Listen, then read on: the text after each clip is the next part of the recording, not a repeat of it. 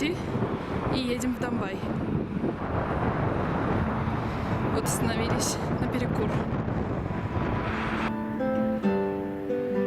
До Домбая ехать 220 километров. Сколько в часах, пока не знаем. Ну, сказали 2-3 часа. Таксиста поймали прямо на выходе из аэропорта.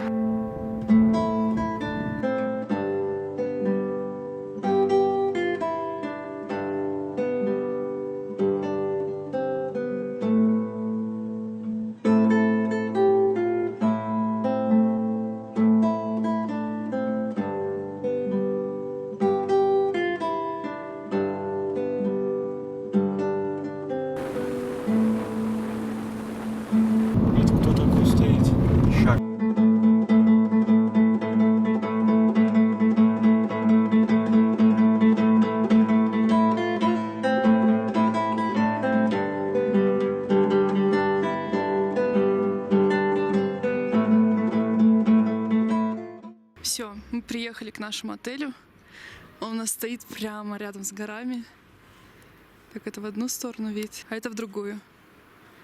Ну, красота здесь, конечно. За счет того, что мы находимся на большой высоте, на самом деле, горы не кажутся такими гигантскими, по крайней мере мне, потому что баргузинские горы выглядят примерно такой же высоты. Вот как вот эти, по крайней мере. Все, заселились в свой номер. Отель называется Шато Леопард, поэтому здесь везде есть леопарды. Ванна и балкон еще есть.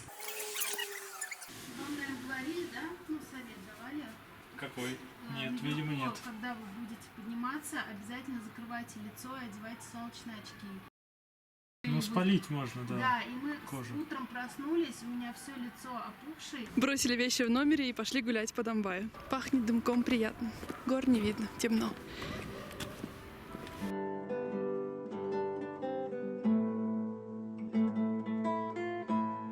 Догуляли до речки Домбай-Урген. Молодой человек. Что? У нас новое утро. Сейчас покажу, какие у нас виды из окна. Это с одной стороны, а это с другой. Альпенгольд на горизонте.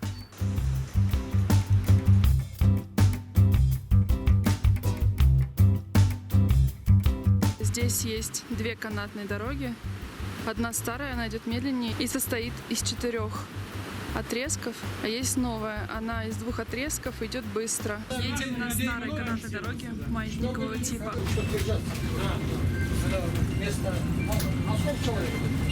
35 человек. Ураганы бывает иногда, вырывает все.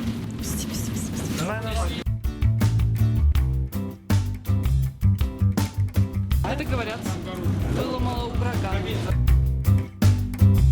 Здесь как-то много канатных дорог.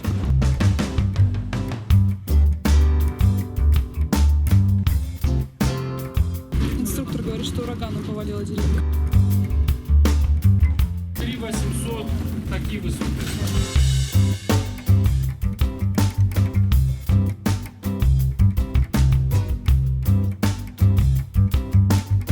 Теперь едем на сидушках. Вот таких.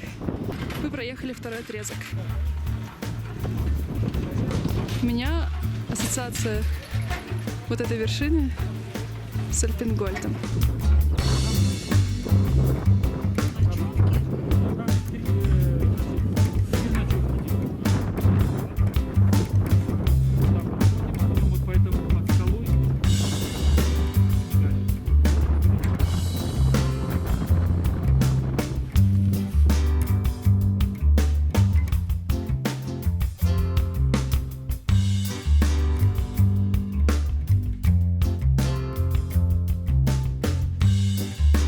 Дима у нас собрался позориться.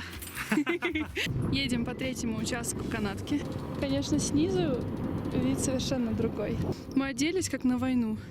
Очень жарко. Сейчас уже не сезон, но еще немного есть. Дима вон с инструктором собрался спуститься. Камни, как у нас на Байкале, зеленым с черным лишайником. Справа еще канатка идет. Внизу все в окурках, в пачках сигаретных. она сползает. Вот она сползает, да?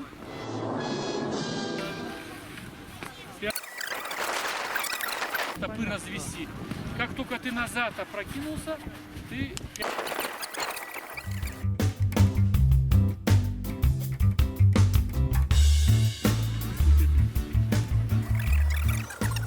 А теперь...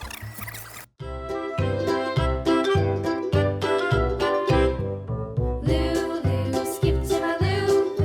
Lulu, skip to my loo. Lulu, skip to my loo. Skip to my loo, my darling. Flies in the buttermilk shoe, fly shoe. Flies in the buttermilk shoe, fly shoe. Flies in the buttermilk shoe, fly shoe. Skip to my loo, my darling. Так, все, я поеду вниз. Пробую поснимать сверху Диму. Буду его там на базе ждать.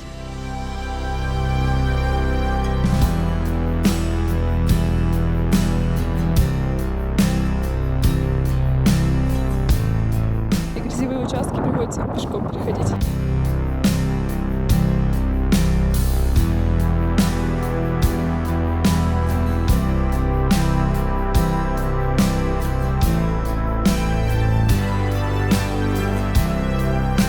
Встретили инструктора случайно. Ну, очень много от него узнали интересных, полезных вещей. У него свой прокат лыж, сноубордов. Если он даст разрешение, там его контактные данные. Кафе «Белоснежка». Мы просочились в тусовку. Откуда нам начать?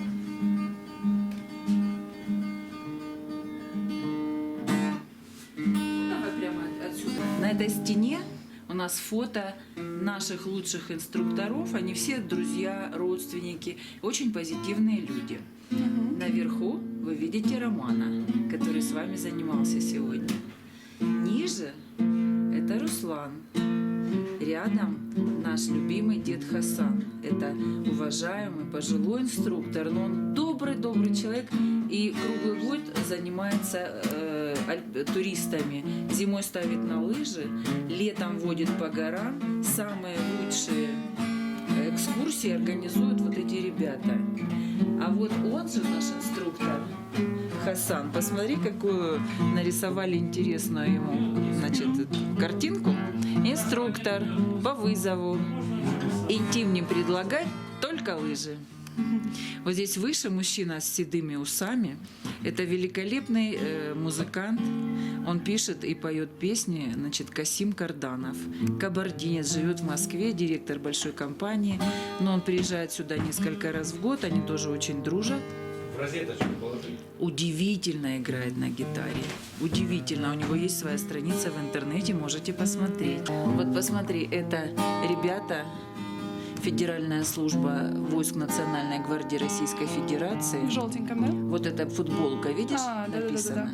Так вот, Роман занимался с ними очень серьезно. Он готовил военных альпинистов и ставил их всех на лыжи. Именно Рома. И Рома их водил на Эльбрус с Русланом. На этой стене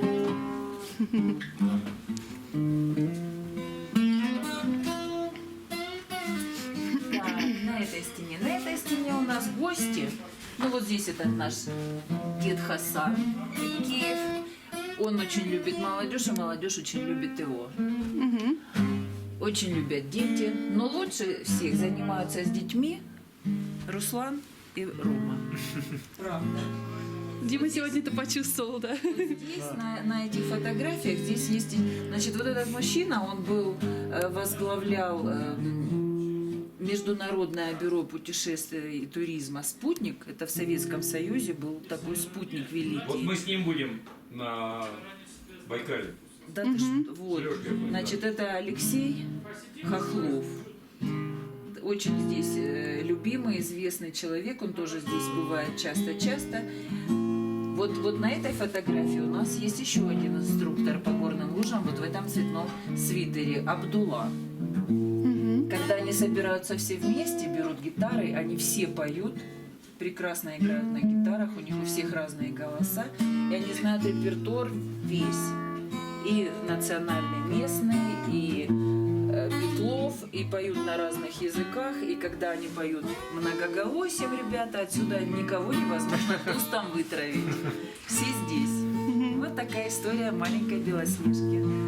Нам сказали, самое первое кафе, которое здесь появилось. Да, это так. Наверное, зимой, да, в основном. Чудесно, да, чудесно. Ну вот видите, вам повезло, вот 1 мая, когда никто не видит, что люди катаются на лыжах, вы здесь, в Донбае, и на лыжах стояли. Мы даже не планировали на лыжах.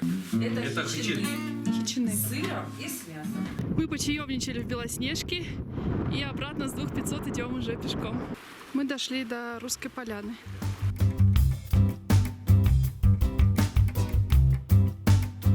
Опытные люди говорят, что это дерево 60-70 метров.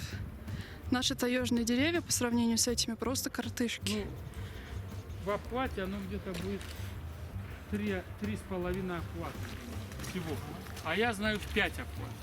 И она выше, чем эти. У нас сегодня был очень классный день. И по большинству это заслуга того, что мы встретили таких замечательных людей. Идем до альплагеря.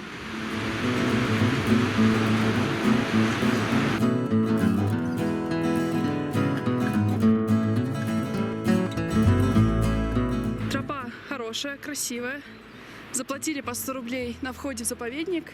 Нас предупредили, что дальше будут пограничники, за них нельзя ходить. Но у нас есть пропуск, мы заранее за месяц сделали, поэтому нам можно. Здесь еще деревья такие высокие, красивые, пихты.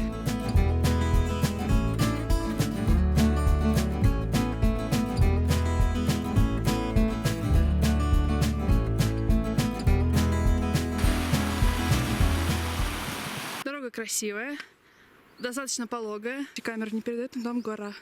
Где-то через 2 километра от Донбая вдоль дороги начинаются виды гор. Очень красиво. На камеру плохо видно, потому что она акценты не туда расставляет. Но на самом деле их очень хорошо видно. И очень красиво они смотрятся.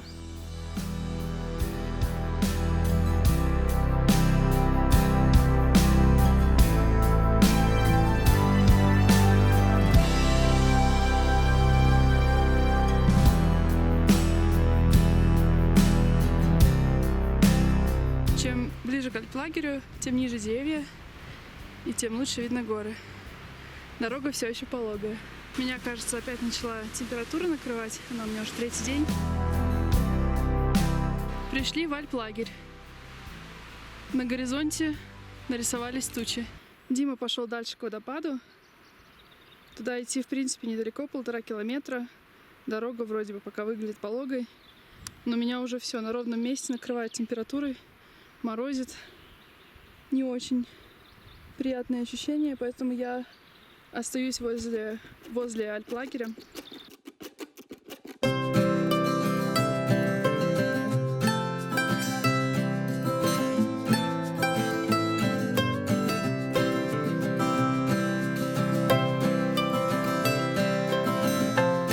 Под горы идем хорошим темпом, потому что, как говорил мой дядя, под горы и свинья рысак. Как тебе сегодняшний день?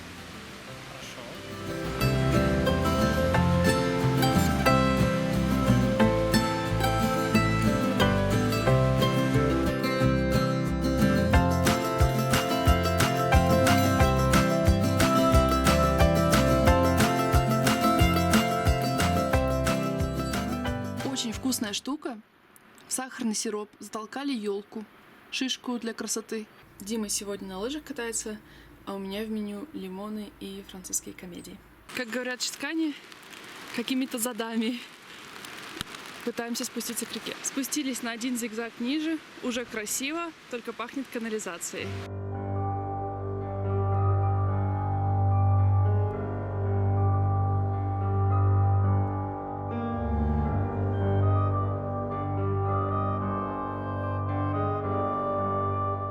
Нужно, чтобы было солнце, конечно.